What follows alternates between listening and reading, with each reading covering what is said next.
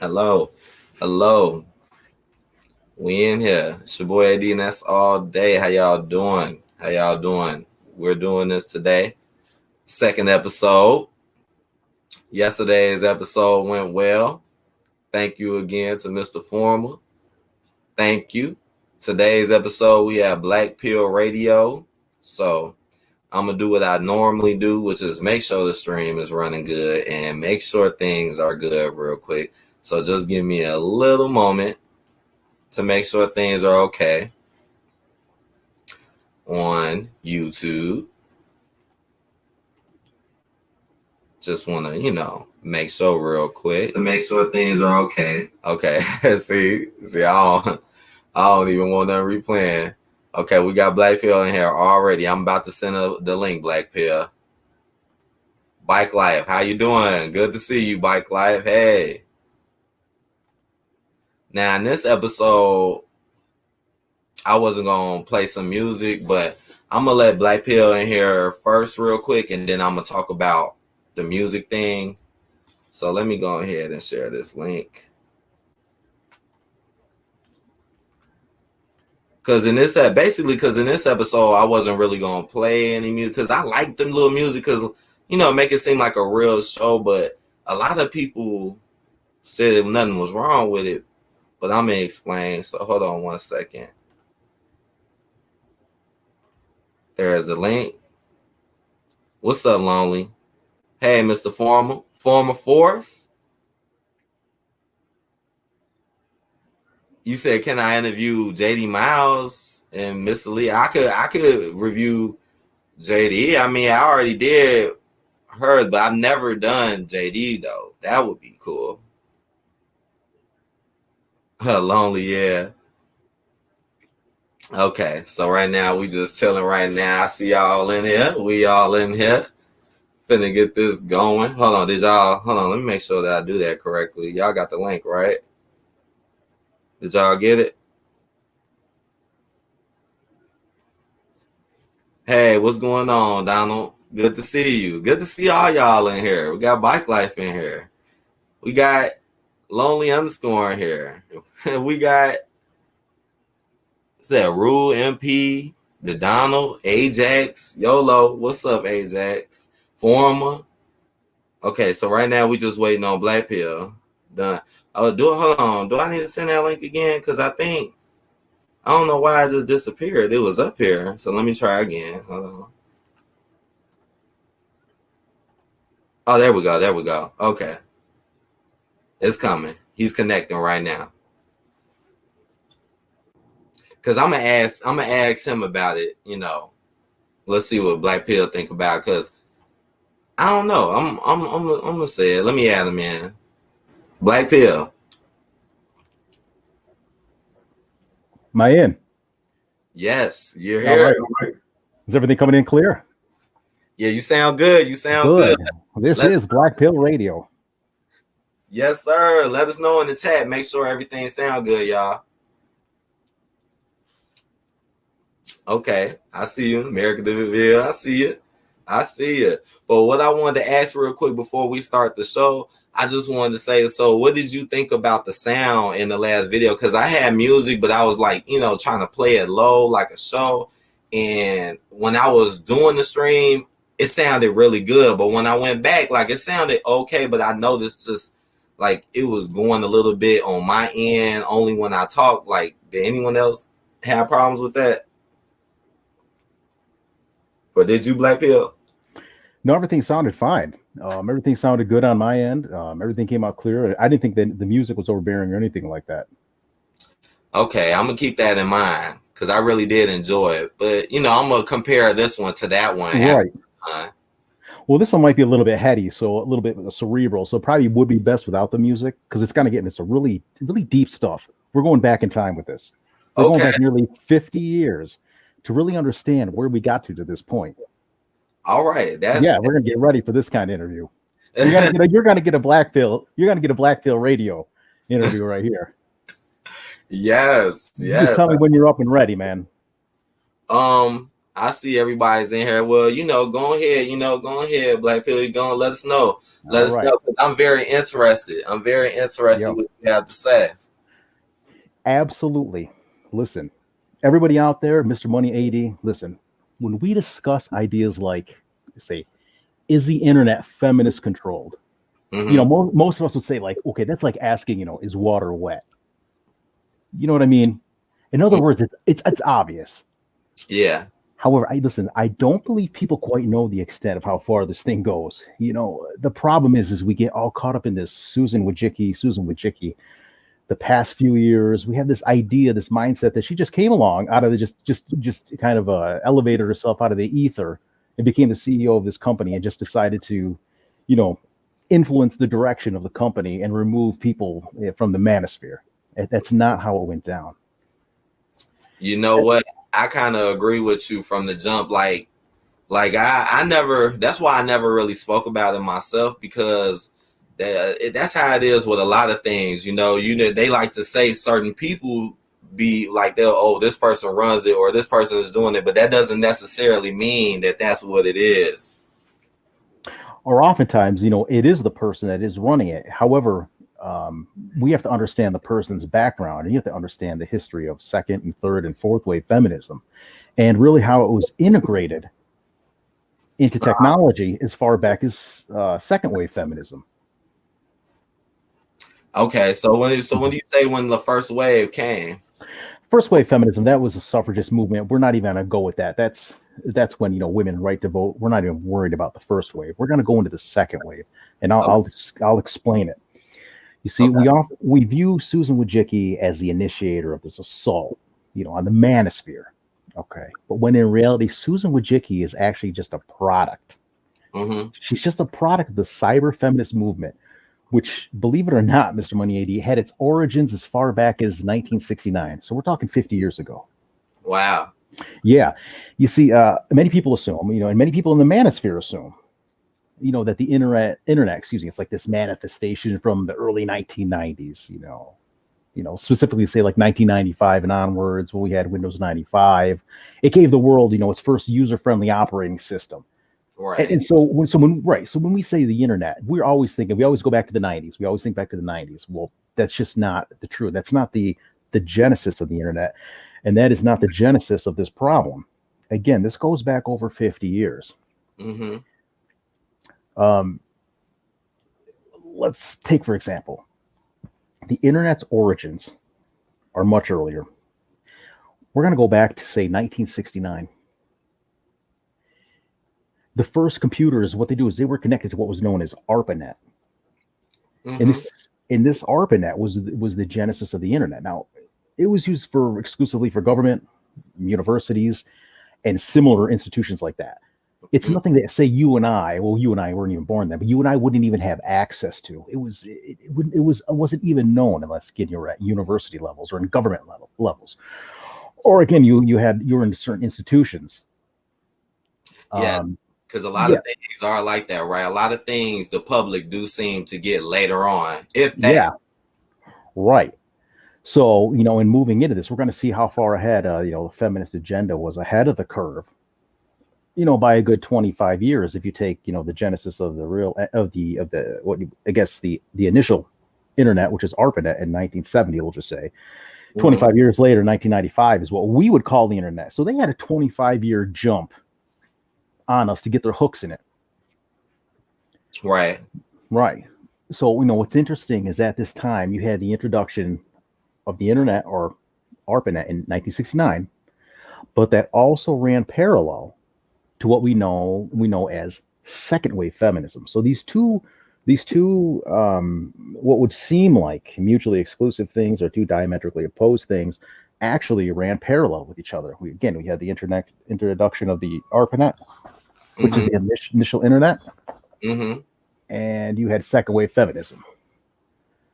Yeah, that makes a lot of sense because of the reach, right? Because like you said, we talking about back then, and then you look at it today, and you can see how it evolved and how much of an effect it really has.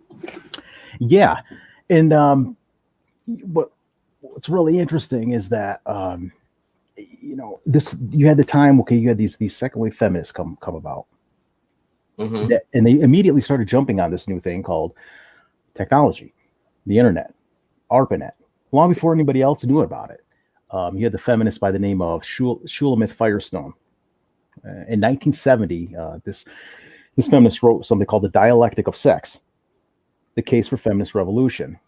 And in this book, she already started exploring the idea of using technology as a means of liberating women from what, they already in 1970, trying to liberate us from the quote unquote patriarchy.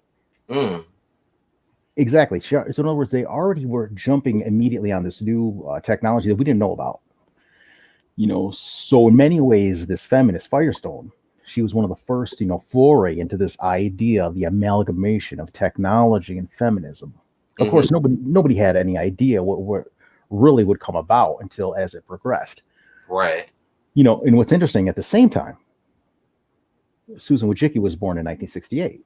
Oh, wow. Right. So hopefully I'm painting a picture, of this idea. Susan Wojcicki was literally a product of this environment. You have this, yes, you have this introduction of the early internet, the ARPANET, the technology, you have the second wave feminism, and you have Susan Wojcicki being born. So she was really being born into this this technological infusion of feminism and technology at the same time that she was born. So as the years progressed, say further along, say in the 1980s, you started having more feminists come out. One of the big feminists at the time who really got herself involved in this was a woman by the name of Donna Haraway. And she wrote what was known as the Cyborg Manifesto. And this idea explored the idea of using this emergent technology, including, she even mentioned, artificial intelligence, cyborg technology, which of course is what you call robot and AI and whatnot. And of course, any kind of computer technology as a ways and means and methodology to promote feminism. So mind you, this is the 1980s. So we're seeing that the feminists immediately jumped onto these ideas from the very beginning of this technology that was coming about.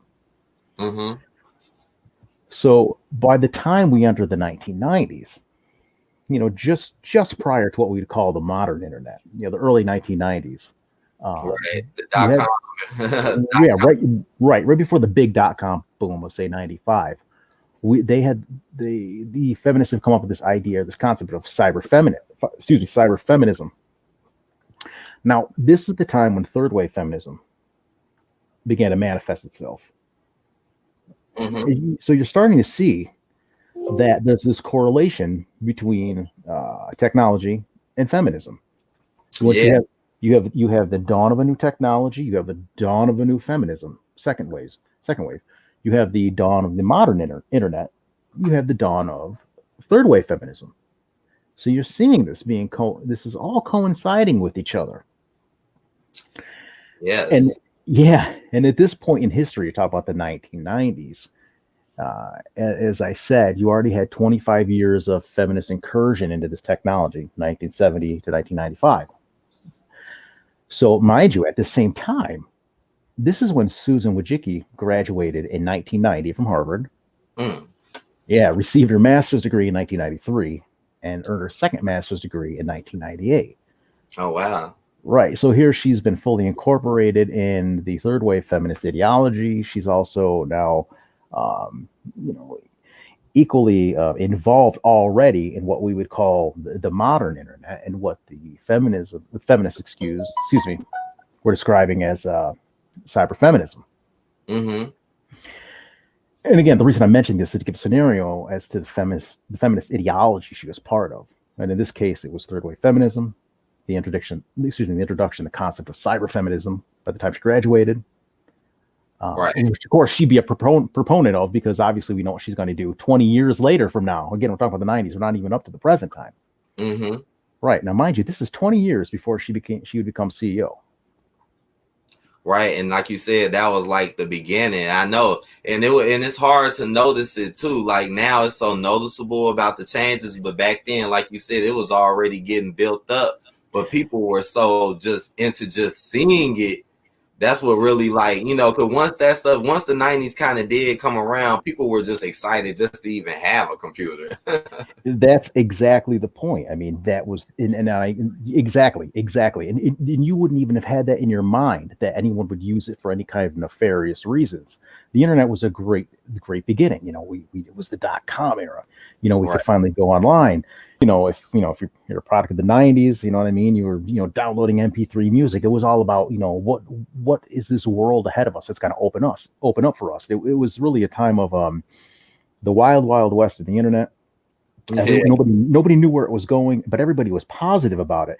But at the same time, again, you had this undercurrent of this feminist ideology that were already planting seeds at that time and even earlier. So they're using it for nefarious reasons. Right. I agree. Yeah.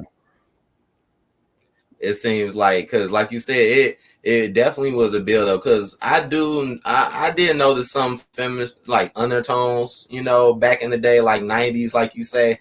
But again, it clearly was a build up, but it was still kind of there at the same time, through technology and through other things, especially when, though, like you said, once those computers came out, and they start doing that, now they can really connect to people. Because remember, it used to just be the newspaper and stuff like that. Now it's like, oh, I could just be at home anytime I want and just go look at this. And Yeah. it also made people feel like they had more of a choice on what they were doing. Yeah. I mean, yeah. Because again, even the things that we might have observed in the '90s and the early 2000s regarding any kind of feminist indoctrination was nothing compared to what we have today. Mm-hmm. We never in our mind would we ever assume that it would get to the point where we'll soon be coming up to when we start to address fourth wave feminism. Right. And so this next wave, this fourth wave feminism, really happened in the 2000s, and this is when we saw really this what you'd say is the overtaking of the internet by the feminists, who in reality they didn't come in and overtake it. Then they were plotting again at this point 40 years in advance, now that we move up to fourth wave feminism. Sorry about that. And then It's okay. so what this coincided with, it was like ideas of like networked feminism, techno-feminism, feminist techno-science. All these buzzwords were out there. Mm. The things that there was all kind of information that was held from many of us. Wow. Yeah, and these concepts were the ones they were exploring ideas. Again, this is 2008 we're talking about. This is now fourth wave feminism. Hate speech and misogyny as far back as 2008, and this is just at the dawn of social media. Yeah. And this is when fourth wave feminism started. So hopefully everybody out there who's listening to this can understand that this just didn't arise out of the ether, that these steps of both second, third, and fourth wave feminism all have a connection to technological advances that were going on. Yeah, I could definitely understand. And so here we go. We fast forward to say 2014. This is when Susan Wojcicki became CEO of YouTube. Mm-hmm. As I said, you had the perfect candidate who was born during second wave feminism, at the dawn of the early internet, the ARPANET, and at the beginning of the concept of the integration of technology and feminism, all within a few years of each other. And then the third wave, that's when in the '90s she then received her college education. It's the beginning of the modern internet, and during the concept of cyber feminism. Right. And here you are today, during the fourth wave feminism. She's in charge of YouTube. Mm-hmm. And it's during the time of the techno feminism and whatnot. Right. That is crazy though. I never knew. Honestly, I never knew her age. I never looked it up or anything. But that is crazy how it was around the same time, I will admit. Yeah, her birth coincides with second wave feminism and the introduction of ARPANET. Her college education years coincides with third wave feminism and the beginning of cyber feminism, and then her ascent to CEO um, happened at the same time of fourth wave feminism and the crackdown that we see now on the internet. Yeah. So when you look at something like this, and I think someone mentioned that in the comments section about it being all planned. Who was the one who mentioned that? And that's the point I was trying to get at. Someone said it. It's in this, you talking about in this stream? Yeah. Because I've been trying my best to try to keep up with these comments. I'm letting y'all know I'm looking, but y'all know I'm listening at the same time. Yeah, it's what Ivy League societal planners. Yes, Americus DeVille. Oh, okay. Yeah. Exactly. Oh, now I'm looking for it now. I'm looking at other stuff now. Yeah. I'm laughing at America DeVille. Yeah, he's got blowing up the comment section. Yeah. No, Americus DeVille's good guy. Okay, but go ahead, Blackpill. Okay, I still can't find it right now. Yeah. Now, about a year or so before she cracked down on the internet censorship, I think it was around last year and into this year. Mm-hmm. So she wrote in a March, it was in March of 2017, she wrote an article in Vanity Fair titled "How to Break Up the Silicon Valley Boys Club" by Susan Wojcicki, the CEO of YouTube. And she explains how the tech industry should be broken up, from the good old boy network, from the boys club. Say this was? This was in March of 2017. Okay. So this is where this brings us today. It brings us to this point of where people in the manosphere, red pill, MGTOW, black pill, the point where we oftentimes, make suggestions or how are we going to fight back. We pin it all on Susan Wojcicki as if it's something, like I said, that just emanated out of the ether in the past few years. Mm-hmm. But hopefully what I've done is I've enlightened and, I've shined some light on the fact that this isn't something that just did that. This is something that happened, for decades. And this is all set up to be like this. But this is black pill level stuff. You know what I mean? It's taking the red pill and then amplifying it. Oh yeah, I totally understand, because I will admit I do see a lot of videos of people talking about her or saying things about that she do. I never done that before, but I see it a lot, so I definitely understand why you're trying to shine some light on this subject. Yeah. And so I mean, I'll give you some quotes out of cyber feminism. I mean, I'll give you an example. Cyber feminism began, this is a quote from cyber feminism, began to develop. Plant, that's your last name, a feminist, an important early proponent, has argued that women are naturally suited using the internet because women and the internet are similar in nature. Both, according to Plant, are nonlinear, self-replicating. In other words, they don't need men. Systems concerned with making connections. She has argued that although previous feminists have believed computers to be essentially male, we, meaning she's talking about women, feminists, should instead see computers and the internet as places for women to engage in new forms of work and play where women are freed from traditional constraints. Of course, we're talking about marriage, children, and whatever, conservative, and are able to experiment with identity and gain new avenues for claiming power and authority. Wow. Yeah, she's about, again, we're talking about gaining power and authority over the internet. Her view of cyberspace is as welcoming familiar space for women where they can and must seize opportunities to advance themselves and challenge the male authority. This is all in their cyber feminism. I mean, I can leave the links maybe down in your comments after this is done. But this was definitely all. Yeah, definitely. This is very interesting, and like you said, this was a book from her. So that and it's so insightful because I know a lot of people probably never even knew that this existed. So this is very interesting. I would like to check it out later. Yeah, like I said, I'll leave all these links.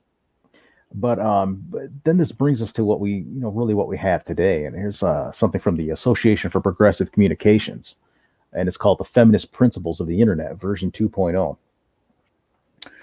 Um, Everything is centered around the whole identity concepts of, gender and obviously sexuality and whatnot. I mean, here's some of their points.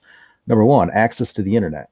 A feminist internet. A feminist internet. We're not even talking about the internet. They're already telling you that the internet is going to be theirs. A feminist internet starts with enabling more women and queer persons to enjoy universal, acceptable, affordable, unconditional, open, meaningful, and equal access to the internet.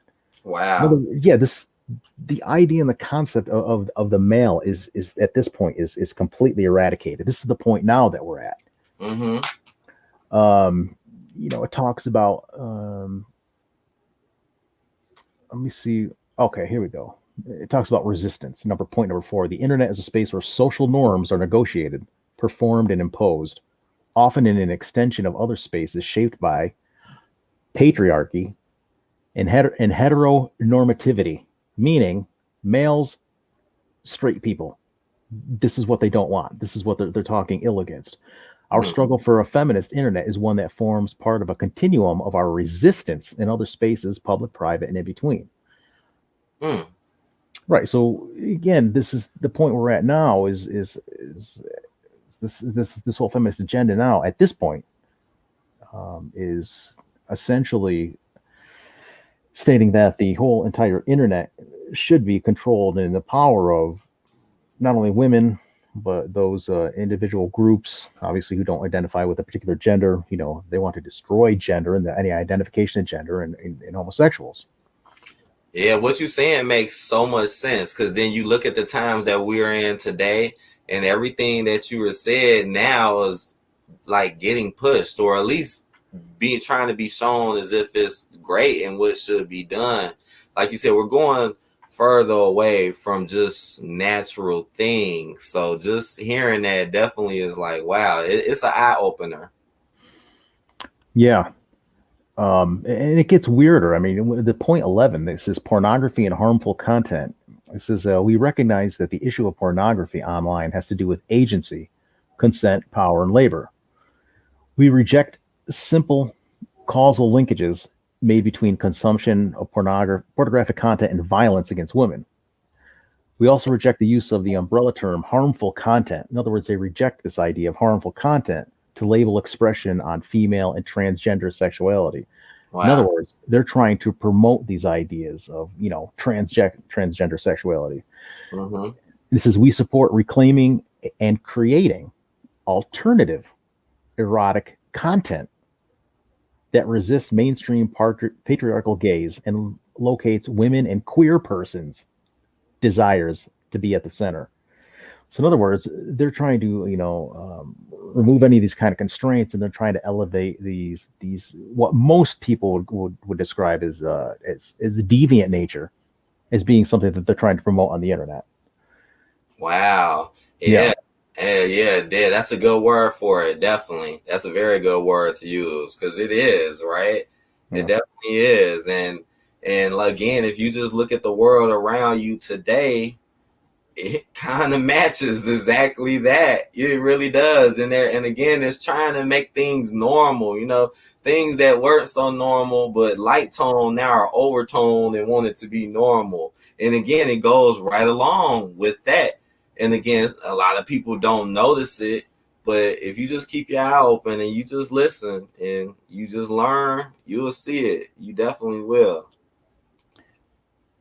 Exactly. And the other big thing that they're trying to promote, besides this idea of transgender and whatnot, is things to deal with children. And this is what's really disturbing.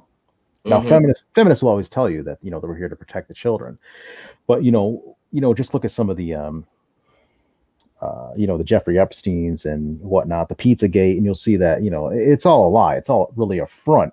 What they're really doing is they're actually encouraging this online access to children, and it's quite disturbing because point 16 of this Association for Progressive Communication says children and youth. It talks about we recognize children's right to healthy emotional and sexual development, which includes the right to privacy and access to positive information. It's talking about children. Wow. Children Right. should children should have the right to access positive information about sex, gender, and sexuality at critical times in their lives. This is point 16. It says children and youth. Let's say teenagers. Mm. Talking about children. Wow. These are the things that these feminists promote. Mm-hmm. And this is where we are today. And this is why, many of the MGTOW and Red Pill content creators, I think again, they have such a short view on what's going on. And they have this idea, well, if Trump gets reelected, everything's going to be okay. If Susan Wojcicki gets ousted and they put a new CEO in there, everything will be okay. That's not true. Again, Mm-hmm. you're talking about a juggernaut. You're talking about an ideology. You're talking about something that has been in the works. I mean, I'm assuming more than likely, probably longer than any of us on this stream has been alive. Uh-huh. I mean, maybe there might be some people, 50 or over, but anybody that I know, I mean, this is all older than all of us. Yeah. Let's get some questions in because I got a couple of questions myself, but type some questions in, because this is a good time to do it. But yeah, I definitely understand where you're coming from, Black Pill, and the stuff that you see nowadays, the stuff that you see. And what's crazy is the fact that a lot of people just don't talk about it or don't say anything. They just like, oh, whatever. This is how it is. Like, no, we need to actually start really thinking about why things are the way they really are. Sometimes why is the best question to ask. Why? It is the proper thing to do because and I've been critical of some MGTOW and red pillars for not going far enough, for not asking, bigger questions. Again, I understand, some people this may be fine. It may be sufficient for them to say, okay, no cohabitation, no children, no marriage. That's it. Mm-hmm. Now, and that's fine. That's fine. That's a positive thing. And then I would never say that that's not positive. But just be aware that there's bigger things coming, and if you don't open up your view of the world, and you just maintain what I would call, say, a base level MGTOW or a base level red pill, mm-hmm. you're going to get bad things are going to happen to you because you're not going to have the information on how to to navigate this world that we're entering, this new paradigm. Right. It's going to get much worse.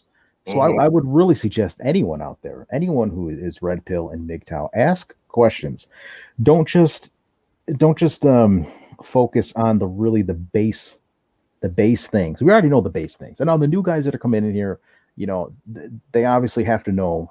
They have to know the basics. I mean, if you're a blue pill man, you're not going to go on. You're not going to be on this level. You're not going to be exploring this stuff. That we're talking about right now. I understand that, but just know that guys, we live in really, really dangerous times. There's a lot of things going on that I would say that, again, the base level MGTOW and red pill information is insufficient in protecting you long term, and it's insufficient protecting you in the near future. Okay, we have a question for you from Payne the Great. He said, how do we fight back against feminism? That is a great question. And my whole premise of this interview was to suggest that we can't, because we don't have the resources. We don't have the history, if you will. Again, this is 50 years in the making. We don't have the economic power. We don't have the political power. We only have us. And in many ways, that is the whole idea and the concept of going your own way, is because at the end of the day, It's only us. I don't have millions of dollars to try to alleviate this problem. None of us have the capacity to change this mode of discourse back into sanity. When again, this has been decades in the making. Yeah, it definitely starts with the mind, right? It starts with the mind. The more people, I feel like that's why it's good to just be aware of things, because at least it got to start somewhere. That's how I'll put it. Like you got to start somewhere, because like you said, Black Pill, it's been built for a long time. A So, long time. and you know how the old saying goes. The old saying says Rome was not built in a day. Amen to that.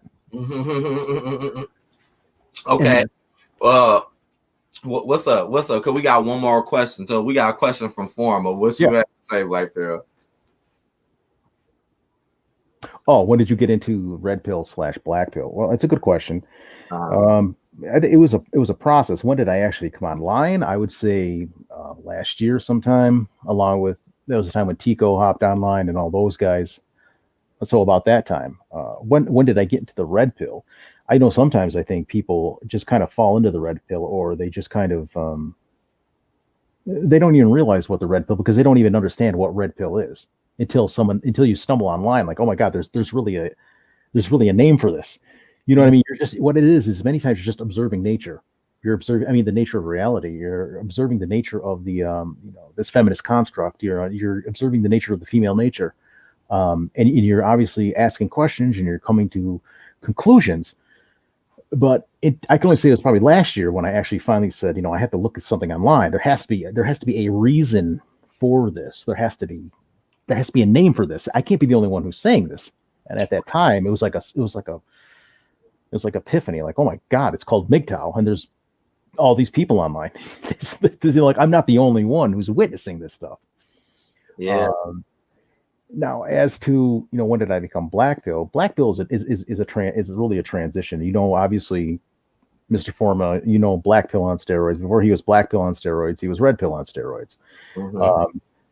So I used to call myself Red Pill Radio before Black Pill Radio, and before that I was Gnostic MGTOW. So there was this progression in understanding, because again I just kept on asking questions. Right. So it's the natural. It's a natural mode of discourse for anyone who begins to ask questions that are beyond what we would all understand as the basic things, such as hypergamy, monkey branching. We understand the feminist court system, and we understand those things. But the next question is, well, why? How? Right. And that's the progression and the growth out of the red pill and into the black pill. When you start realizing that this entire juggernaut is something that's so much larger, is so much more complicated Mm-hmm. than you can even imagine. I definitely understand. I agree. I feel like life is very deep. I really do. It's so deep, and that's why they always say you can learn something every day, because it's Yeah, almost never ending. that's true. And there's so much more that we could get into, and there's so many more things. And again, I think if anybody really wants to or hasn't heard of black pill on steroids, I would suggest checking him out. And in fact, and Mr. Money AD, I would suggest if you could get him on here for an interview, it would be pretty fascinating. Who's He's that? got some black pill on steroids. He's from the UK. Oh, yeah, yeah. Yeah, I know him. Right, you talking right? He changed his name. You know what? yeah, Actually, I don't talk about him much on my channel, but I definitely know who he is, and I yeah, definitely watched a lot of his content. I really did, and yeah. one thing I really liked about him is the detail he would go into. He would go Correct. into a lot of detail. So yeah, shouts out to Black Pill on steroids. Shouts out to him. Yeah, like I said, he's another one that stepped beyond Like, I mean, there's so many things we go. I mean, you could go back to Mr. Foreman's interview from the other day, and you could, when he was talking about, our era that we grew up in, us old heads, us Gen Xers, you know what I mean? Go to the 90s and the 2000s, and we talk about how the manipulation of the music. I mean, you had, you think of the artists back then. I was a big R&B fan, and it was all about simping. I mean, Mm-hmm. even Boys to Men had a song, I seen it. I seen simping, yeah, it. I didn't simping even ain't know easy. that song existed. I had no idea. And then I was like, what? When I Yeah. seen it. Yeah, and so that was during the third wave feminism, and that was now. But if you were to ask a question, you go, well, why was that? Why did they do that? Well, then you go into the black pill, like, oh my God, they were conditioning us men as the pre simps, as the proto simps to what you see today in the millennials, which are completely, for the most part. And I know there's some millennials who are obviously out there, Mm-hmm. but for the most part, we look at millennials and they're completely blue pilled, completely simp, completely locked inside of this this whole feminist mindset. But then you look back at our generation, and Gen X, and you go, whoa, I can see how they were gearing us up, softening us up, even back then. Yeah. I was thinking about that all day. Like it was on my mind a lot when you could, like you said, what you saying is relating a lot to former. And it was like I just hearing him talk about how things used to be. Cause like you said, a lot of the millennials, like you said, they just had no clue of what it really was and how it got to what it is now. And Yeah, that's why it's so difficult for them to latch on to what we're speaking about. yeah, and this sometimes you'll go onto when you go back and forth with Penny Proud and some of her some of their men that are on there, some of these young guys, and they're sticking up for, they're not even listening to the information. They're just automatically, defaulting into this blue pill mindset without even understanding anything that's really going on. And that's the problem today. But again, you look back and you see how we've been geared slowly and over so many different phases and so many different waves of feminism, and how it's integrated again within the technology as we address today, or how it's been integrated in music, how it's been integrated in media, and you can start to see this like almost like an octopus that has all of its arms wrapped around all the major things: technology, media, culture, science, government. And you see this, and then you start questioning things. Maybe you start getting even deeper into the black pill, and you start asking questions like, is there something over them? I mean, how do logical human beings essentially allow themselves to get to this point where essentially we're going to destroy civilization itself? In other words, counterintuitive. It doesn't make any sense. Yeah. Uh, Yeah, I definitely understand. I don't talk about it. I talked about it a little bit the other day, but yeah, like I actually got into the black pill stuff and start learning from it myself. It's like I've been on this actually for years now. I don't talk about it like that, but I have actually got into some people who spoke about it and I actually liked it. And for people who don't know, I'm just letting you know, like, I actually enjoy listening to what these people have to say because, a lot of people do have a lot of good things or good information that could help you one day. So you might want to listen in. And again, this is respectful to all the communities, though. Like, I respect Red Pill and all of that, but I just got to let it be known that I also respect Black Pill, too. I do.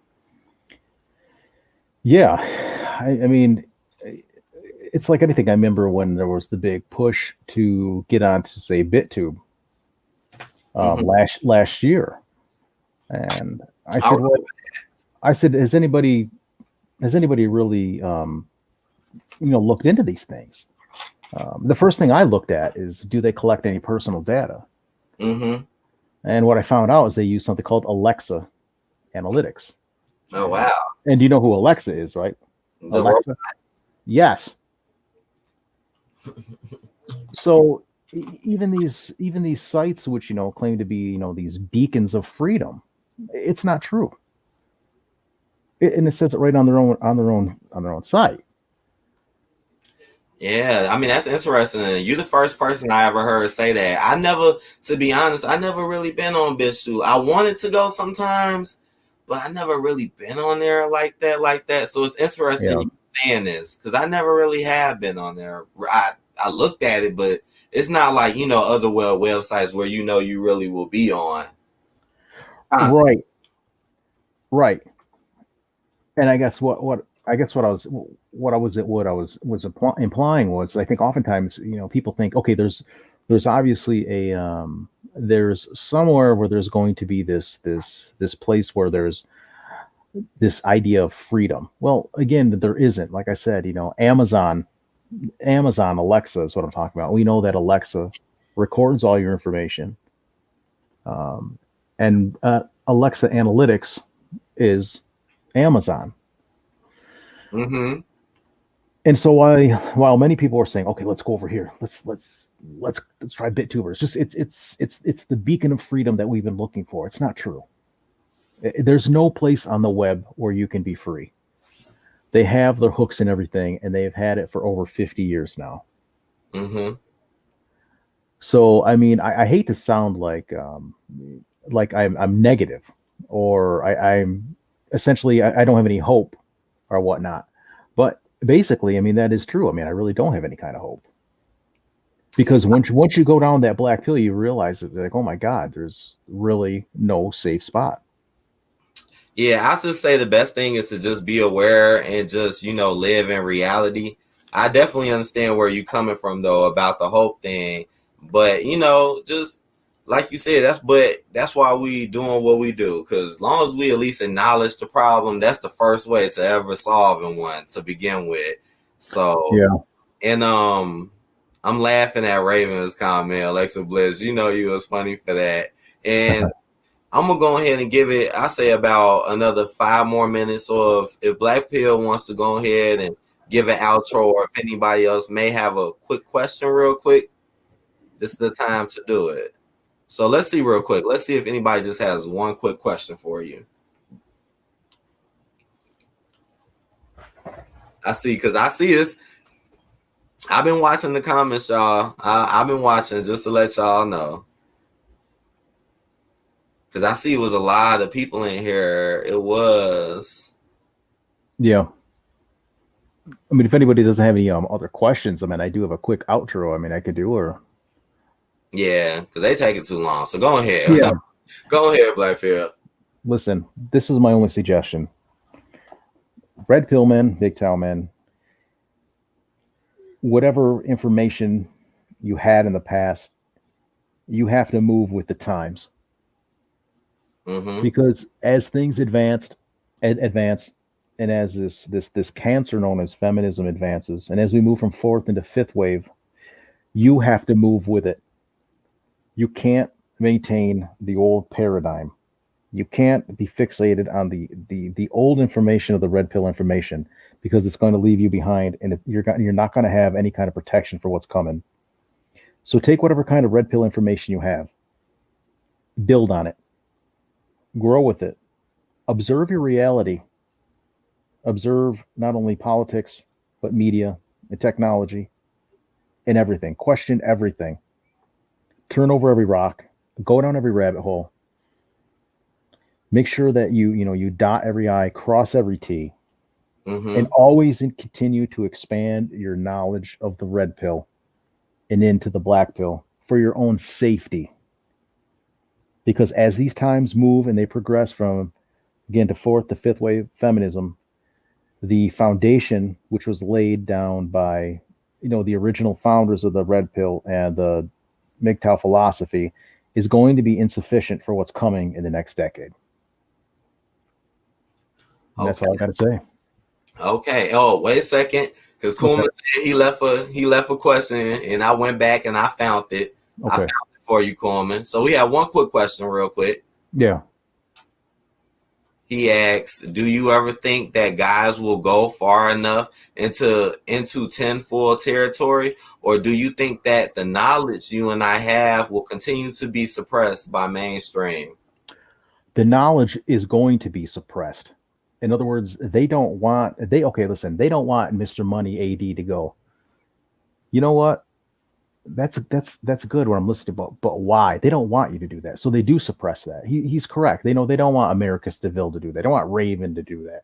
They don't want Peyton to Great. They don't want anybody out there in the manosphere right now. Mr. Forma, Donald One. They don't want anybody to ask these questions. They don't want anybody. Right. So they do suppress this all this information. And so that's why you have to do a lot of digging. And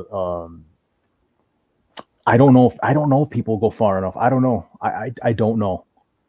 I don't know, in the future what's going to happen when they start, vaccinating us and all these other things that, the red pill knowledge is going to be insufficient from protecting us from. But I can't, you can only lead a horse to water. You can't make it drink. Right. I can only suggest that, my red pill and MGTOW brothers start, again, turning some more rocks and going down some more rabbit holes and trying to seek out that information that, yes, they are trying to suppress. Mm-hmm.